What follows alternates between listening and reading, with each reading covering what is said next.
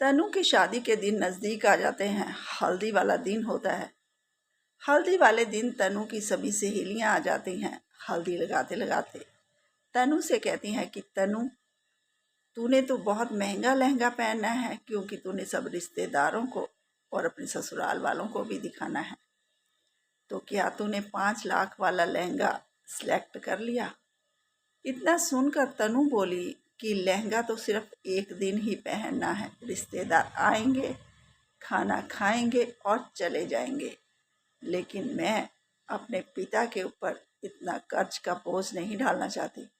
इससे सहेलियां कहने लगी कि इसमें कर्ज की क्या बात है, अगर तू महंगा लहंगा पहनेगी तो तेरा ससुराल में भी बहुत रोब होगा। लेकिन तनु एक ही जिद पकड़े हुए थी कि मैं इतना लहंगा पहनकर अपने मायके वालों को कर्ज में नहीं डुबोना चाहती। तनु हल्दी लगाते लगाते देखती है कि सामने उसके पापा फ़ोन पर इधर उधर घूम रहे होते हैं, फ़ोन लेकर टेंशन में होते हैं। तनु हल्दी छोड़कर अपने पापा के पास जाती है। वहीं पर उसकी मम्मी भी होती है, क्योंकि तनु के ससुराल से फ़ोन आया था तनु की सास का और ससुर का कि 600 बंदा बारात में आएगा, आप खाने का अरेंजमेंट अच्छा कर लेना। तनु के पापा ने कहा कि आपने तो सिर्फ 400 बंदों का, 400 बारातियों का कहा था, अब आपने 200 बाराती ज़्यादा बता दिए, मैं इतनी जल्दी से कैसे अरेंज करूँगा। तभी तनु के सास ससुर ने कहा कि हमने तो एक बार आपको बताना था, सो बता दिया, ये आपकी जिम्मेवारी है। तनु सबकी सुन रही थी।